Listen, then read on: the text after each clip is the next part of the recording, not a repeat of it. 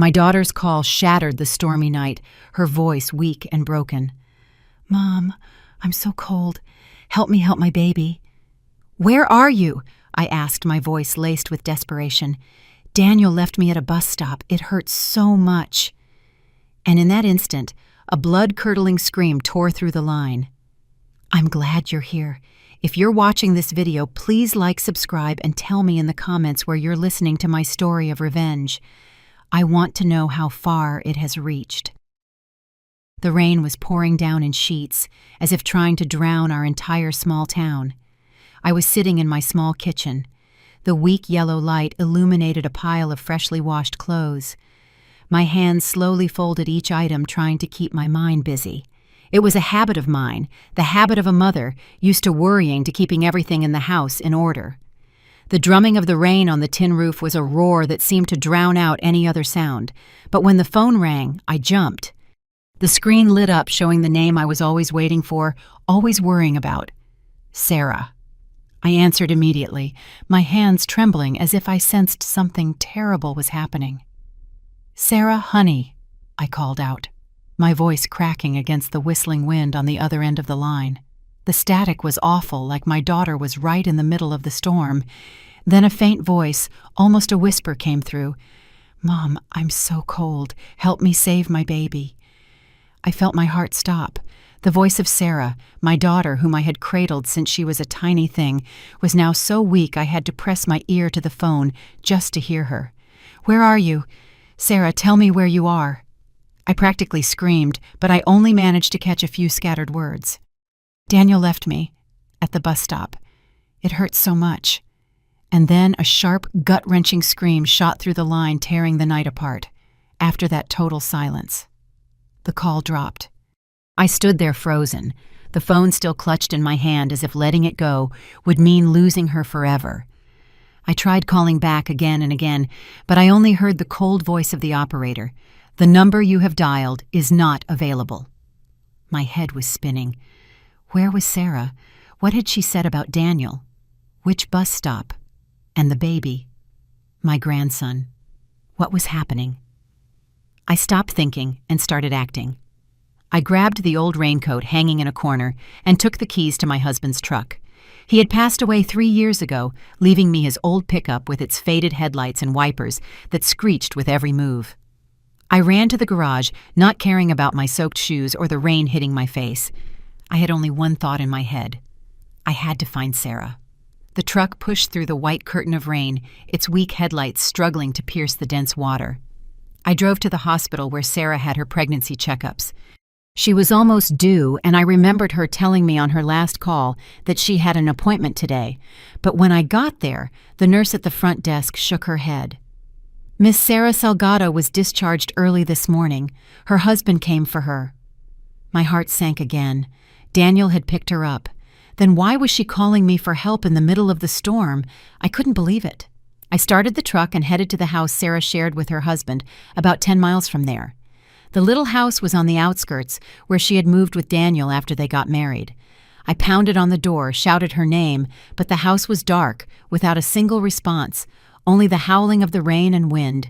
I got back in the truck, a knot in my stomach. The westbound highway, the only route from the hospital to their house, appeared in my mind as the last clue. I drove, stopping at every bus stop, getting out of the truck to scream her name into the rain. "Sarah, honey." My voice was lost, carried away by the wind. No one answered. The first bus stop, the second, not a soul, just rain and darkness. When I reached the third one, as the truck's headlights swept across the tin roof, I saw something that made my blood run cold. A cream-colored maternity coat, the same one I had bought for Sarah when she was 7 months pregnant. It was soaked, lying on the dirty ground next to the base of a pole. Nearby there was a shattered cell phone, its screen broken into 1,000 pieces, as if someone had thrown it violently against the ground. I got out of the truck, my legs shaking so much I almost fell. I picked up the coat, clutching it tightly, as cold rainwater ran through my fingers. "Sarah," I whispered, my voice choked. I walked into the bus shelter, into a dark corner, and then I saw her. Sarah, my daughter, was huddled in a corner, shivering from head to toe, holding a newborn baby, red and wrapped in a thin diaper. Her face was as pale as paper, her eyes closed, her lips purple, the baby in her arms. My grandson was tiny, fragile, not crying, not moving. "Sarah!" I screamed, running towards her. I knelt the icy water, soaking my pants to the bone, but I didn't care. I quickly pulled a towel from my bag, wrapped the baby, and took off my own jacket to cover Sarah. "Honey, Mom's here. I'm here." I kept repeating, my tears mixing with the rain. I got them both into the truck, placing the baby on my lap, trying to keep him warm. My hands trembled as I dialed 911. "Please come quick, my daughter. My grandson." I could barely form a sentence. I was just crying. The person on the other end asked where I was, and I just managed to scream. "The 3rd bus stop, westbound highway. Please hurry." I stayed in the truck holding Sarah, trying to warm her with my own body. She half opened her eyes, looked at me, and her voice was a thread about to break. "I don't want to die. Daniel abandoned me." Then she fainted, her head falling onto my shoulder. The ambulance arrived after 10 minutes that felt like an eternity. A young paramedic quickly checked on Sarah and the baby. Her voice was rushed but reassuring. "It's a good thing you got here in time. She gave birth alone. The baby has hypothermia, and she's exhausted." I just nodded, unable to speak, tears streaming down my face. They loaded them both into the ambulance, and I followed in my truck, gripping the steering wheel to keep from shaking. In my head, Sarah's words echoed endlessly. "Daniel abandoned me." Rage washed over me, but I knew it wasn't the time to think about him. I just wanted my daughter and my grandson to be safe. At the hospital, they were taken to the recovery room. I sat in the hallway, my clothes soaked and my hands still trembling. I didn't dare close my eyes. I didn't dare think about what would have happened if I had arrived any later. Every time the door to the room opened, I flinched, hoping for good news. Finally, the next morning, a doctor came out to talk to me. His voice was serious but firm. "Your daughter is showing signs of physical and mental exhaustion. You were lucky to save them both." I nodded, thanking him, but my heart was still heavy. Sarah was out of danger, but what had happened to make her give birth alone in the middle of a storm in an abandoned bus stop? And Daniel, the son-in-law I once trusted, what had he done to my daughter? The days that followed that stormy night, I walked around like a ghost. Every time I closed my eyes, I saw the image of Sarah huddled in the corner of the bus stop, holding her tiny baby, her lips purple. 3 days passed where I barely moved from the hospital, sitting outside the recovery room waiting for any news. Until the morning of the 3rd day, when Sarah woke up, I could finally breathe. She was lying in the hospital bed, her eyes tired, but they lit up when she saw me. "Mom," she called, her weak voice melting my heart. I took her hand. It was ice cold, as if the chill from that rainy night was still trapped in her body. "You're okay now, sweetie. I'm here," I whispered, holding back my tears. Sarah was very weak, but she recognized me. I asked her what happened that night, hoping she would tell me everything, but she just shook her head, her gaze lost, repeating the same phrase. "Daniel left me because I talked back to him." Hearing that broke my soul. Talked back, Sarah was so gentle. Since she was a child, she had never dared to contradict anyone. How could they blame her like that? I insisted. "What do you mean, talked back? What did you say to him that made him leave you in the middle of a storm?" But Sarah just lowered her head, pressing her lips together, and whispered, "I'm scared. I don't want you to worry." I squeezed her hand, trying to hide the fury growing inside me. Scared. What was she scared of? Of Daniel, or that I wasn't strong enough to protect her? Daniel, the son-in-law I once considered a good man, never showed up at the hospital. Not one visit, not one call. I called him, my voice trembling with rage. "Daniel, where are you?" "You know she almost died." But on the other end of the line there was only silence, and then a curt text message appeared on my screen. "You have no business meddling in my family's affairs." Reading it, I wanted to throw the phone. Family. He dared to call what he had done to Sarah, a family I sat in the hospital hallway, staring at the flickering fluorescent lights on the ceiling, and I promised myself I wouldn't let this go. I couldn't let Sarah continue living with a man like that. On the fourth day, the doctor discharged Sarah. She was still weak, but I didn't want her to stay in the hospital a minute longer. I took my daughter and my grandson to my house, the little house where I had lived for decades, the one that was once filled with Sarah's laughter as a child. I prepared a bottle for the baby, changed his diaper, and then sat next to Sarah, watching her hold her son with that same lost look in her eyes. "I'm going to take care of you both," I told her, trying to make my voice sound firm. "You don't have to worry about anything." Sarah just nodded, but I knew she didn't quite believe me. There was something in her eyes like a locked door I didn't know how to open. Not even a day had passed when, while I was making some broth for Sarah in the kitchen, I heard loud, sharp knocks on the door. I opened it, and there in front of me was Mrs. Helen Daniels' mother, with 3 neighbors behind her. She wore a dark floral dress, her hair pulled back in a tight bun, her face as hard as a stone. "Linda," she said in a voice so loud the whole neighborhood could hear. "We've been looking for Sarah for 3 days. The girl has postpartum depression. She ran away from home. And you have her hidden here without telling her family. I was frozen as if I had been slapped." Postpartum depression. Sarah had run away. Before I could say anything, one of the neighbors, Mrs. Rose, chimed in. "I've seen Daniel looking for his wife every night, poor thing. Don't you feel sorry for the boy?" I couldn't hold back anymore. "Sorry? Sorry for what?" I shouted, my voice trembling with rage. "Was it Daniel who left my daughter at a bus stop in the middle of a storm to give birth alone, and you dare to say that I don't love her?" The crowd fell silent, but their eyes were full of doubt. Then I heard footsteps behind them.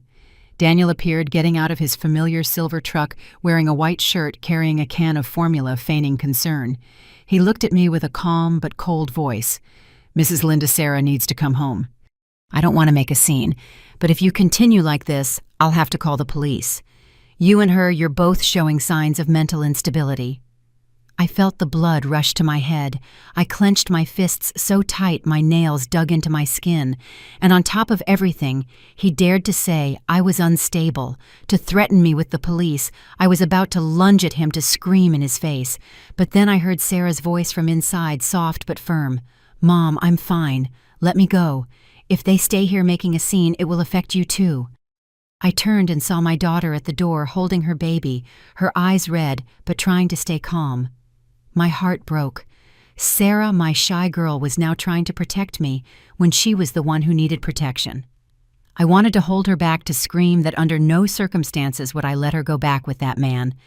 But the looks from the people outside, their whispers, and Sarah's silence left me powerless. I had no proof, nothing to prove what Daniel had done, only my word, and a mother's word in their eyes was not to be trusted.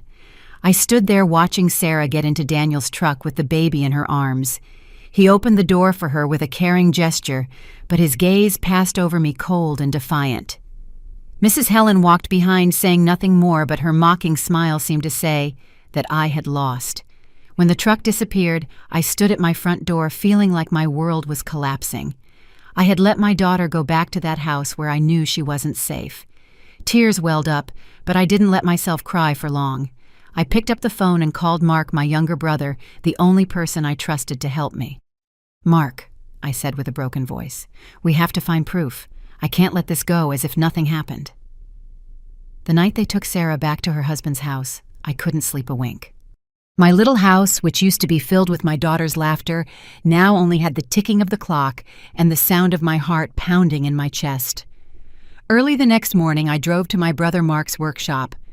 He worked in a small corner that smelled of oil and wires, a place where I always felt safe when I needed help.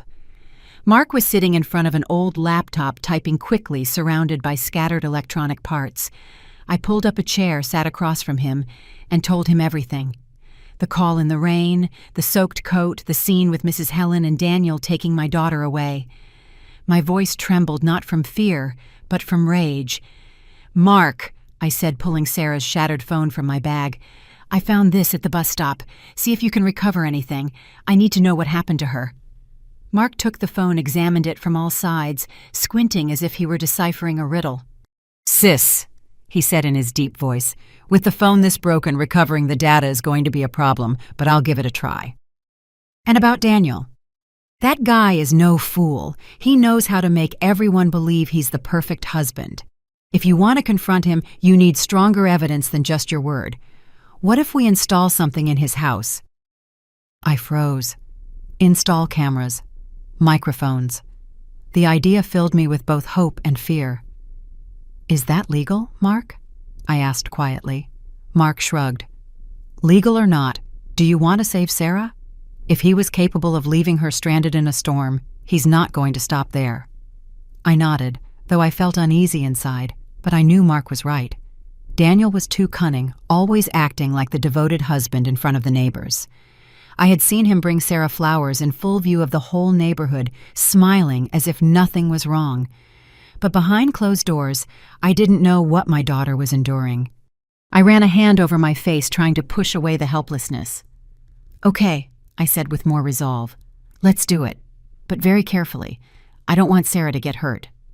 Mark nodded and pulled a miniature camera from his toolbox, no bigger than a coin, and a recording device as thin as a sheet of paper. Sis, I know Daniel usually takes Sarah to the supermarket to buy diapers on Saturday afternoons. He loves to pretend he's an attentive husband. That's our chance to get into his house. I nodded, my heart racing. I wasn't used to doing things behind people's backs, but for Sarah, I would do anything. On Saturday afternoon, I drove at a safe distance following Daniel's silver truck.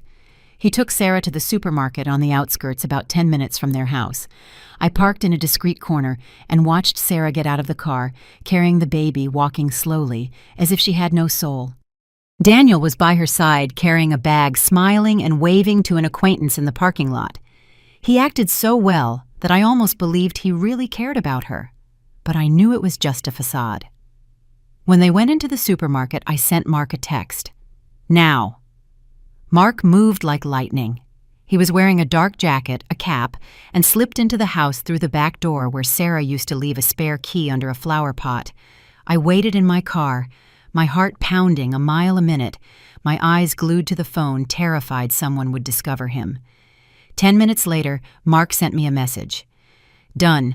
The camera is in the artificial plant in the living room. The microphone is behind the curtain near the baby's crib. Sis, now we just have to wait. I let out a breath, but the anxiety didn't go away.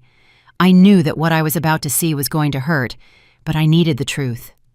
That night, I sat in my living room in front of Mark's laptop. He connected the camera, and the image of Sarah's house appeared.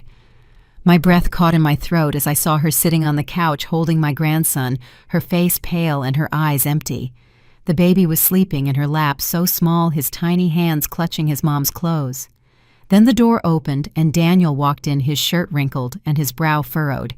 He threw a bag on the floor and yelled, "I come home dead tired from work and this house looks like a pigsty. You're so useless." His voice was as sharp as a knife, every word a wound in my heart. Sarah said nothing. She just lowered her head, holding her son tighter. He walked over to her and pointed a finger in her face. "If I didn't bring money into this house, the two of you would have starved to death by now. Why can't you be even half the woman Bianca is, huh?" Mark and I were silent. Bianca. Who was that? I had never heard Sarah mention her. But Daniel's tone, the way he compared her to someone else, made my blood boil. I wanted to jump through the screen and get my daughter out of that house, but all I could do was clench my fists, my nails digging into my palms until it hurt. Mark turned to me, his voice grave. "Sis, this is proof, but we need more. He's not just emotionally abusing her, he's hiding something else. Have you ever heard of this Bianca?" I shook my head, feeling like an even bigger secret was about to be uncovered. That same night, the second video left me breathless. It was midnight. My grandson started crying, and Sarah went out onto the balcony with him in her arms, trying to calm him down. She sang to him softly, her voice trembling as if she were fighting not to break down. Then the balcony door opened, and Daniel came out in a t-shirt, his hair messy. He didn't shout, but his voice was icy cold. "If you dare to come out here again, don't expect me to come pick you up a second time." Sarah stopped singing and turned to look at him, but she said nothing. She hugged her son tighter, as if it were the only way to protect them both. He went back inside, slamming the door, leaving Sarah alone under the dim streetlight. I turned off the screen. I couldn't take it anymore. I felt fire inside me, but I knew I had to stay calm. If I acted on impulse, if I went to his house right then, I would only make things worse. A week after Mark and I installed the cameras in Sarah's house, I felt like I was living in a never-ending nightmare. More than 10 hours of footage, more than 30 short clips that Mark meticulously extracted, showed that the son-in-law I once trusted was not just a cold man, but a monster. He insulted Sarah, called her useless, compared her to a woman named Bianca, whom I still knew nothing about. But even though those videos made my blood boil, I knew they weren't enough. I needed proof from that stormy night, the night Daniel abandoned my daughter at the bus stop, leaving her to give birth alone in the middle of nowhere. That would be what he couldn't deny, what would stop him from continuing to act like the perfect husband. I decided to go back to the westbound highway to the place where I found Sarah. I brought a printed photo, one of Sarah wearing the cream-colored maternity coat I had bought for her. It wasn't a great picture, just a quick snapshot I took when she tried it on, but her smile in that picture hurt my soul. I drove, stopping at every bus stop, every roadside diner, every small gas station. I showed the photo to everyone I met. Vendors, security guards, even truck drivers on their break. "Have you seen this young woman?" I would ask, my voice hoarse with exhaustion. Most shook their heads. Some looked at me with pity, as if I were an old woman looking for something that didn't exist. At a small gas station near the third bus stop where I had found Sarah, I ran into an older man with gray hair cleaning the windshield of a light blue cargo truck. He wore an old jacket. His hands were rough, but his movements were slow and careful. I approached him. I showed him the photo, trying to stay calm. "Sir, have you by any chance seen this young woman?" "She was wearing a cream-colored coat. She was pregnant. She might have been around here a week ago." The man looked at the photo, frowned, and then shook his head. "No, I don't really remember her. A lot of people pass through here." I didn't give up and asked him, "Were you here last Tuesday night?" "Around 10 o'clock, it was raining very hard." He stopped cleaning the glass, looked at me, and seemed to search his memory. "That night, it was pouring down in sheets. You could barely see the road. I thought I saw someone standing by a post at the bus stop, up ahead in my headlights, but I figured it was a broken sign. I couldn't stop, my truck carries gas. It's too dangerous." My heart beat faster. "Do you have a dash cam?" I asked, my voice trembling, not daring to get my hopes up too high.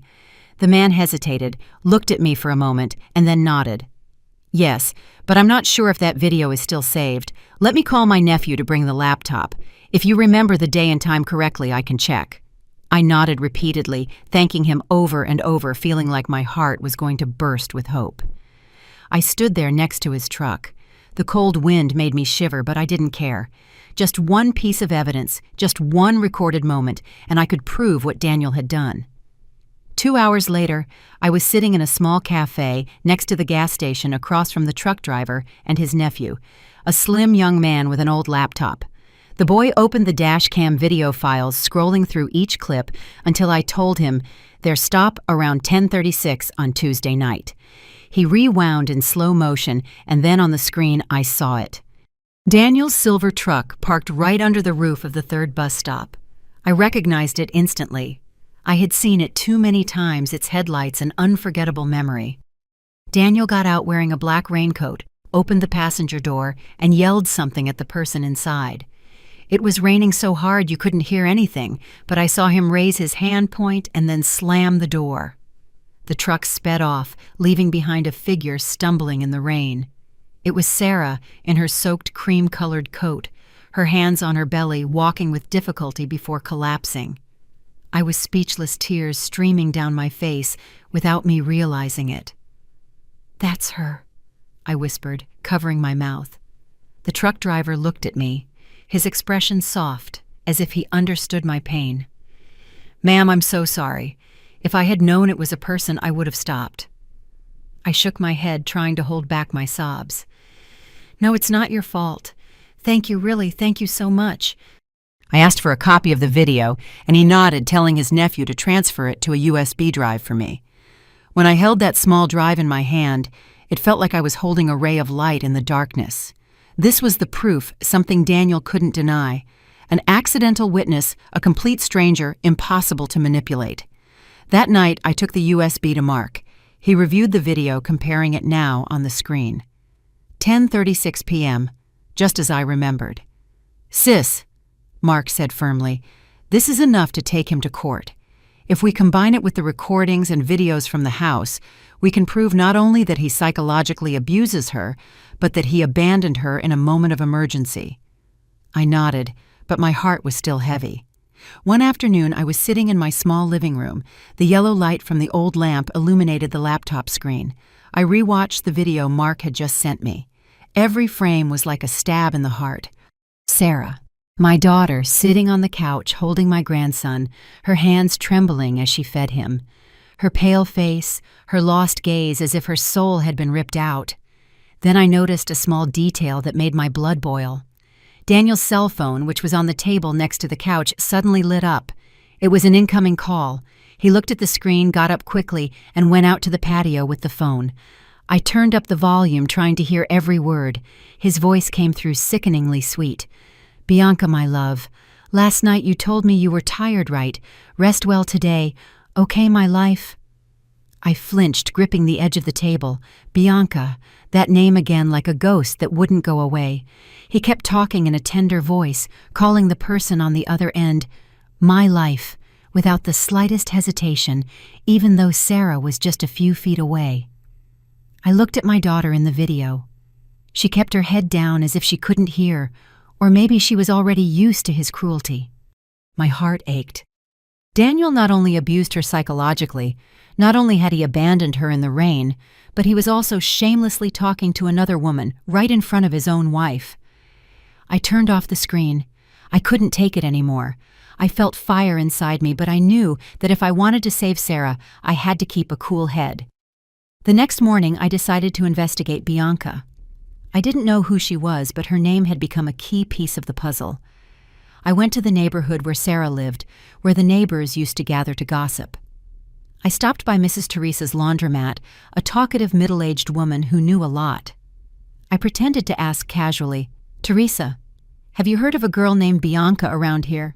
She stopped folding clothes, looked at me and smiled slyly. Bianca Rivers, the pretty one who lives at the beginning of 5th Street.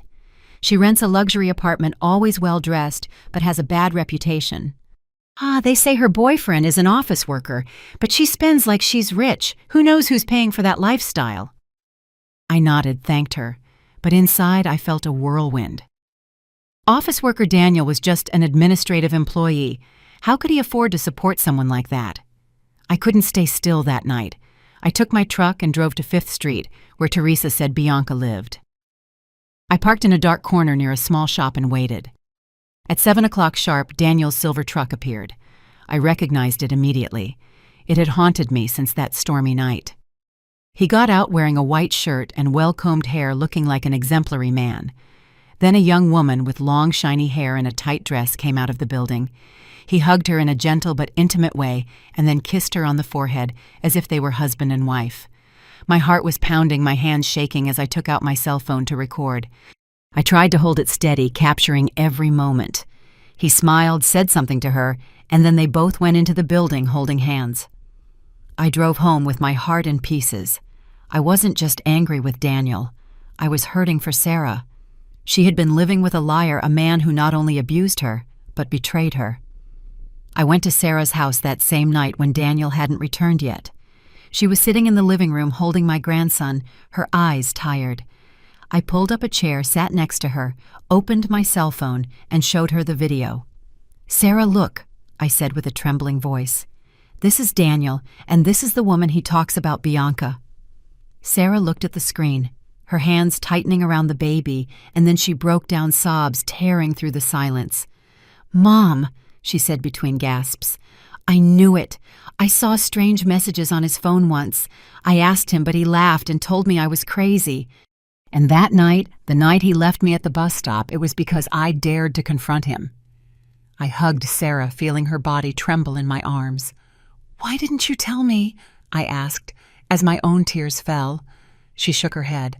"I was scared, Mom. He said if I told anyone, he'd make everyone think I was crazy. I didn't want you to get into trouble." I felt a deep bitterness. Sarah, my good girl, always trying to protect me, even when she was the one who was hurt. I stroked her hair, trying to stay calm. I'm not going to let him keep hurting you, I promise. But in my mind, a bigger question began to form. Daniel was just an administrative employee. Where did he get the money to rent a luxury apartment, buy expensive clothes, and maintain Bianca's lifestyle?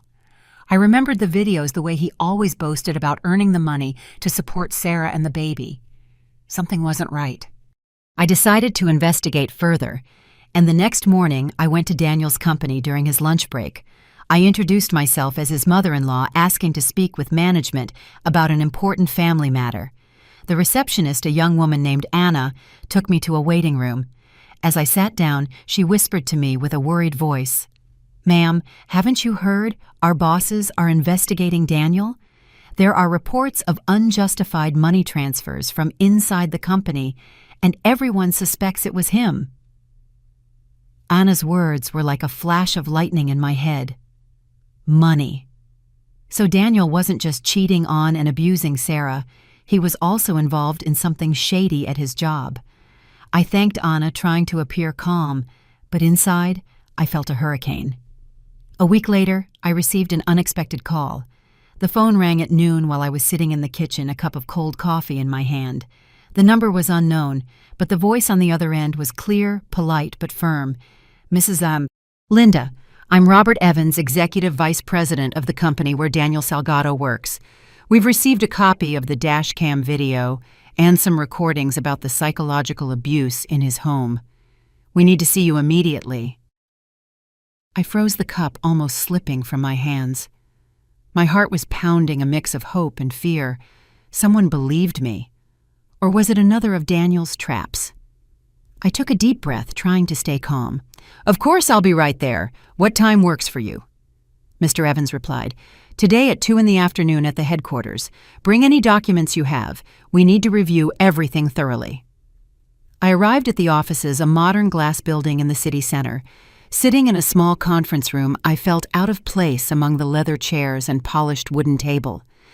Mr. Evans entered, a middle-aged man with graying hair and a sharp gaze. He was accompanied by a woman with black hair dressed in a gray blouse with a look so alert it seemed she could see through things. "I'm Valentina Morales," she introduced herself with a firm voice. "Internal auditor. I've been tasked with investigating the suspicious money transfers related to Daniel Salgado." I nodded, trying to hide my nervousness. "I brought everything I have," I said, placing the USB drive and a folder of documents on the table. "This is what I've gathered on Daniel." Valentina opened her laptop, displaying a detailed analysis chart. She pointed to the screen. Her voice was monotonous but convincing. "In the last 3 months, $112,000 have been withdrawn from the company's account, divided into multiple transactions, and transferred to a secondary account in the name of Bianca Rivers. There's a history of expenses on a luxury apartment on 5th Street, spa services, and expensive gift cards." I looked at the numbers, the words on the screen, unsurprised. I already suspected Daniel was up to something shady when I found out about Bianca, but seeing the proof so clearly filled me with rage and pain. He not only abused and betrayed Sarah, but he was stealing money to support another woman. "Has he been doing this for a long time?" I asked with a trembling voice. Valentina looked at me. "At least 6 months, but we just discovered it thanks to an internal report." I handed them the USB drive. "Here's everything I have," trying to stay calm. The video from the camera in Sarah's house, the recording of Daniel insulting her, the clip from the dashcam at the bus stop, and the photos of him with Bianca. Valentina took the USB, plugged it into her laptop, and reviewed each file. Her expression didn't change, but Mr. Evans frowned, drumming his fingers on the table. "Mrs. Linda," he said, "this is very compelling evidence. It not only demonstrates the abuse, but it reinforces Daniel's motive. He was afraid Sarah would discover his infidelity and the financial fraud, so he looked for a way to silence her." I nodded, feeling as if a weight had been lifted from my chest. Finally, someone believed me. Finally, I wasn't alone. 2 days later, Mark called me in the middle of the night. His voice was rushed. "Sis Daniel's company just issued a statement. He's been suspended indefinitely. He's under internal investigation. I sat up bolt upright in bed, my heart racing. Really, Mark, they acted that fast. Mark chuckled softly. Sis, with what you gave them, they couldn't ignore it. But be careful. Daniel is not one to give up easily. Mark's words sent a chill down my spine. I knew Daniel was cunning, but I didn't imagine he would react so quickly. The next morning, I opened Facebook to see if there was any neighborhood news, but what I saw left me frozen. A long post on Daniel's profile with a title that paralyzed me. When you just want to be a good husband, but they turn you into the villain. He wrote like a victim, saying that I, his mother-in-law, had slandered him, made up stories, destroyed his family. He posted old videos. Him holding my grandson cleaning up, spilled milk, kissing Sarah's forehead while she slept, all with soft background music. I watched it with trembling hands, blood boiling in my veins. Those images were real, but I knew they were just a facade. How long had he been putting on this show, and how many people believed him? Below the post, his mother. Mrs. Helen left the first comment like a stab in my heart. My son is carrying the weight of the world. But the reality is that Sarah was diagnosed with postpartum emotional disorder. She herself said her own mother wanted to harm her, and now that mother blames my son. That morning, my phone wouldn't stop vibrating. Social media notifications were piling up. Messages, comments, even calls from distant relatives I barely remembered. A niece called me, her voice hesitant. Auntie, I didn't think my cousin-in-law was suffering so much. Please don't make the problem bigger, okay? I squeezed the phone, wanting to scream, but I stayed silent. I didn't answer. Not because I didn't know what to say, but because I was too tired of having to explain myself. I opened Facebook, and Daniel's post hit me again like a stage play, designed to make me the villain. Shared over 400 times, hundreds of comments of sympathy, calling him a devoted husband, harassed by a controlling mother-in-law. He wrote a long text, every word calculated. Mrs. Linda, my mother-in-law, has always wanted to control Sarah's life. She never accepted me, never accepted her daughter's happiness. Even though Sarah doesn't trust me, I still change my son's diapers. I buy his medicine when he has a fever. I rock him to sleep every night. I read it with trembling hands, blood rushing to my head. She called me the shadow that silently destroys her own daughter's life. He posted short videos, him holding my grandson with a big smile, cleaning up spilled milk, kissing Sarah's forehead while she slept. The music was soft. The lighting of the videos was edited to make everything seem natural and warm. But I knew it wasn't the truth. It was a perfect show staged to hide what he had done. I wanted to scream, to post a reply, but I knew if I did, I would fall into his trap.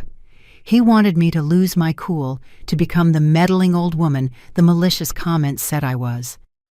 Below the post, unknown profiles jumped to Daniel's defense, insulting me. That old woman is jealous of her daughter's happiness, trying to break up a young family. How evil! I read and felt a sharp pain. The neighbors who used to smile at me, who had had coffee with me, now looked at me with suspicion. I went to the market and felt their sidelong glances, the whispers behind my back. That's her Sarah's mom, they say. She slandered her son-in-law. I bowed my head and walked faster, but my heart felt heavy. I had fought to protect my daughter, and now I was the one being criticized. 2 days later, I was with Mark in his workshop, reviewing the videos from the camera in Sarah's house. I wanted to find more proof, anything that would unmask Daniel's theater. Mark, with his sharp gaze, pointed to a video. Sis, look at the time. The clip Daniel posted on Facebook where he holds the baby was recorded on the same day as this other one. I looked at the screen and saw Daniel holding my grandson, smiling like a model father. But just a few hours later, in another video from the hidden camera, he slaps Sarah in the living room right after she accidentally spilled a glass of water. How are you going to take care of a child if you're so clumsy? He yelled, his voice icy. Sarah just bowed her head, not daring to answer. I clenched my fists, my nails digging into my skin. Mark, I said with a choked voice. He recorded those videos for show. Did he know we had cameras there? Mark shook his head. No, sis, he didn't know. Those videos are from before he probably recorded them to maintain an image, but now he's using them to deflect attention. I looked back at Daniel's post and saw a comment that made my heart freeze. Mrs. Helen, his mother, had uploaded a photo of a medical paper with the text, "Patient Sarah Salgado presents symptoms of postpartum depression. It is recommended to avoid contact with people who cause her emotional stress." The logo of a well-known hospital was in a corner with the illegible signature of a doctor. Below the comment, dozens of people shared it, saying that I was the cause of Sarah's depression. That mother is driving her daughter crazy. Poor Daniel having to put up with a mother-in-law like that. I stared at the screen, feeling like the whole world was turning its back on me. Sarah with depression. She had never told me, and the doctors at the hospital didn't mention anything. Was it true, or was it another of his tricks? That night I turned on the TV, looking for something to distract me from the attacks. But a brief news story on the local channel stunned me. The headline on the screen read, "Clinic owner arrested for forging medical documents. More than 40 psychological certificates seized, some used to evade legal responsibility in divorces and disputes."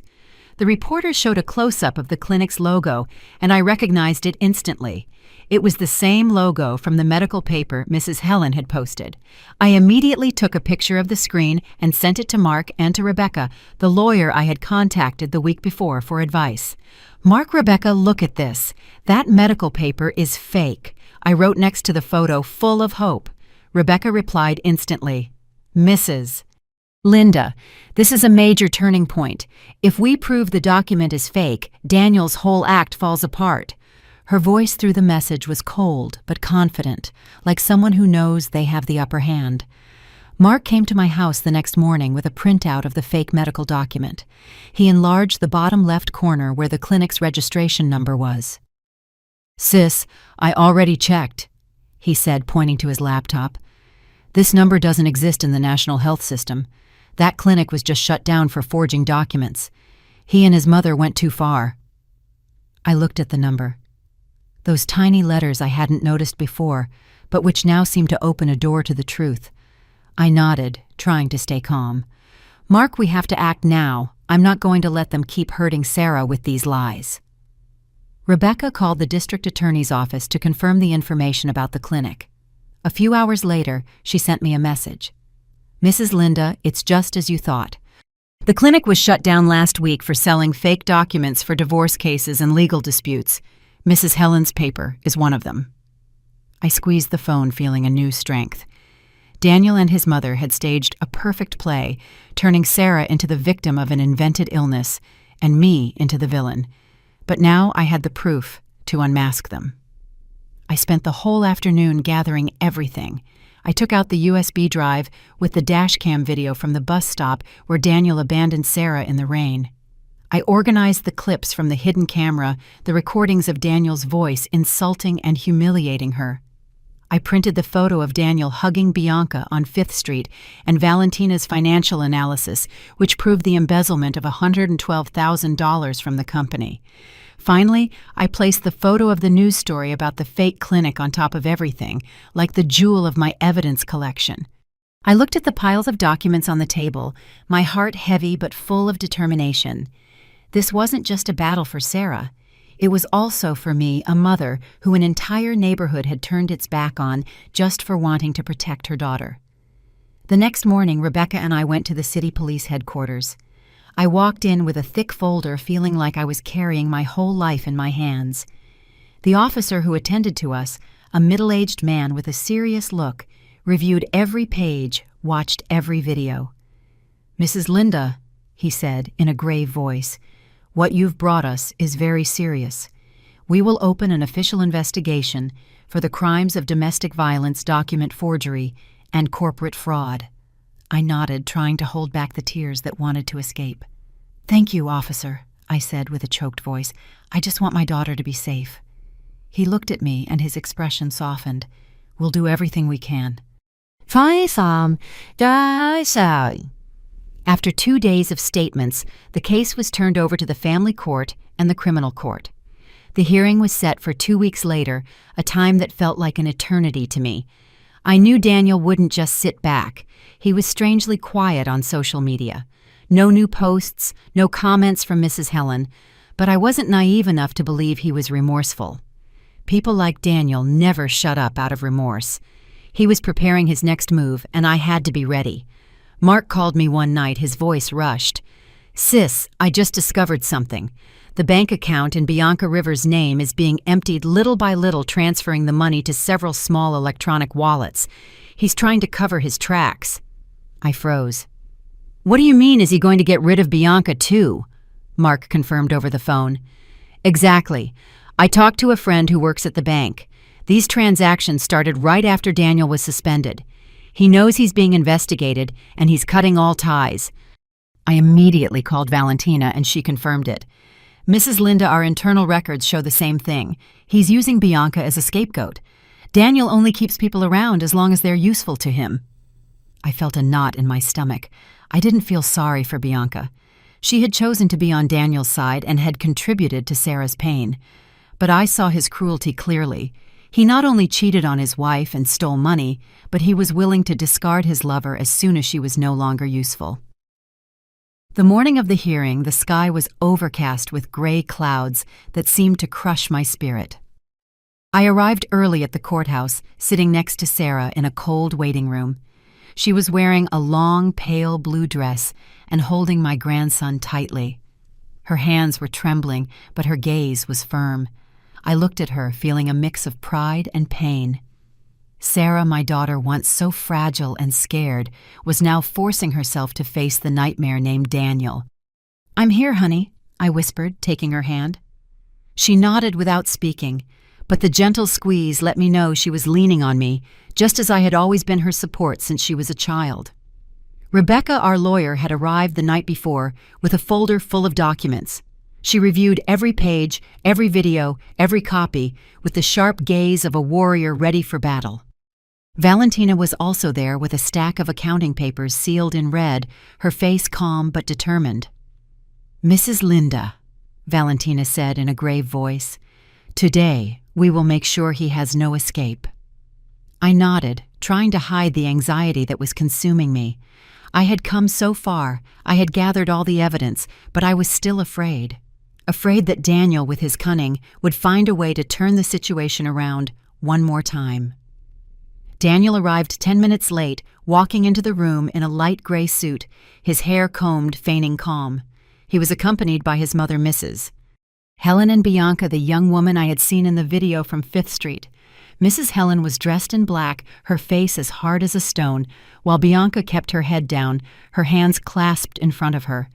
I glanced at Sarah and saw her look at Bianca for a moment, before quickly looking down, holding my grandson tighter.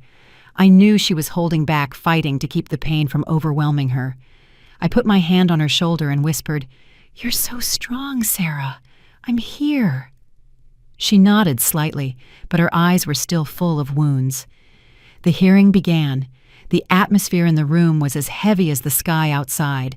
Rebecca stood up and presented the charges with a clear, sharp voice. She showed every piece of evidence.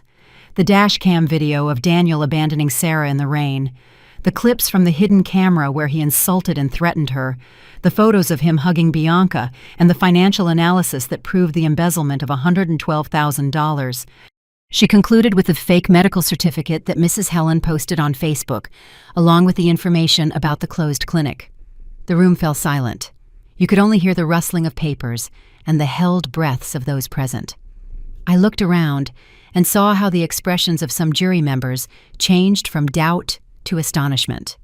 When it was Daniel's lawyer's turn, I held my breath, preparing for a long string of denials. But what happened left me stunned.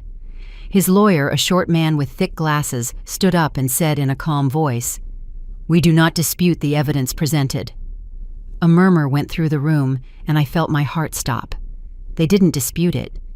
Daniel stood up, looked directly at the judge, and said in a clear voice, "I admit I made mistakes, but I was not the mastermind. I was only following the orders of my mother Helen and Miss Bianca Rivers, who planned the social media campaign, edited the videos, and obtained the false medical documents." The room erupted in murmurs. Rebecca turned to look at me, her eyes full of surprise. I leaned over and looked at Bianca. She was rigid, her face pale, clenching her hands so tight her nails dug into her skin. Mrs. Helen jumped up, pointing at Daniel and shouting, "Liar! You said you would take care of everything, that I should just do what you told me." The judge banged her gavel, her voice severe. "Order in the court." But Mrs. Helen's cry echoed in my head. Daniel, the one who always acted like the perfect husband, was now turning his back on his own mother and his lover. He was willing to sink them to save himself. Bianca remained silent, not saying a word, her head bowed and her hands trembling. Judge Collins, a middle-aged woman with a penetrating gaze, asked Bianca to take the stand as a witness.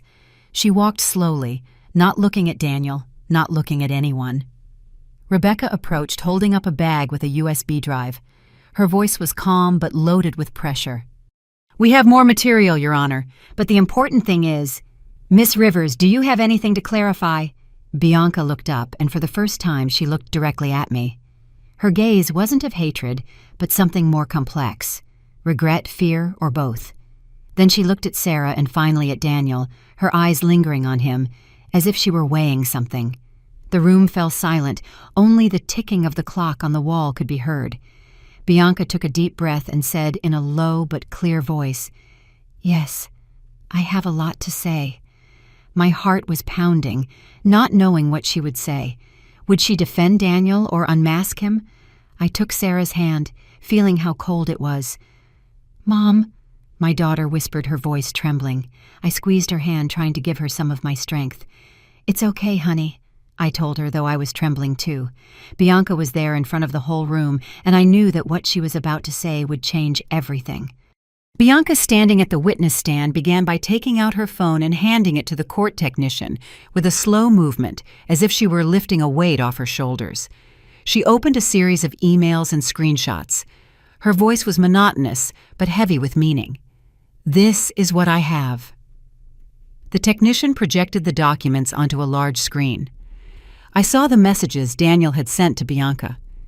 "If my mom finds out about this, blame it all on her. I'll say she did it alone to save face." Then a detailed plan for the Facebook post written by Daniel himself with his scrawled signature at the end. I froze when I saw the chats with a certain Robert M., the fake doctor, where Daniel agreed to buy the false medical certificate for $3,000. And finally, a short clip showing Daniel calling Bianca to scold her for not editing the part where he washed the diapers correctly in the video he used to build his image as a perfect father. The room was silent. I looked at Sarah and saw she was holding her breath, her hands clutching my grandson, her eyes full of tears. I turned to Valentina, and she nodded slightly. Her look seemed to say, "This is the final blow." Bianca continued, her voice firm. "I made a mistake. I thought I was special, that Daniel loved me. I know I'm not a victim, but I can't continue to be an accomplice to his lies either. He deceived all of us.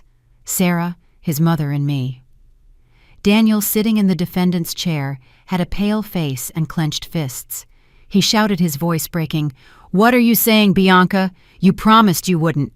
Judge Collins banged her gavel, her voice severe. "Silence the defendant." But his shout echoed in my head like that of a cornered animal. Rebecca stood up, holding up a USB drive, her voice sharp. "Your Honor, we have more documents that confirm this.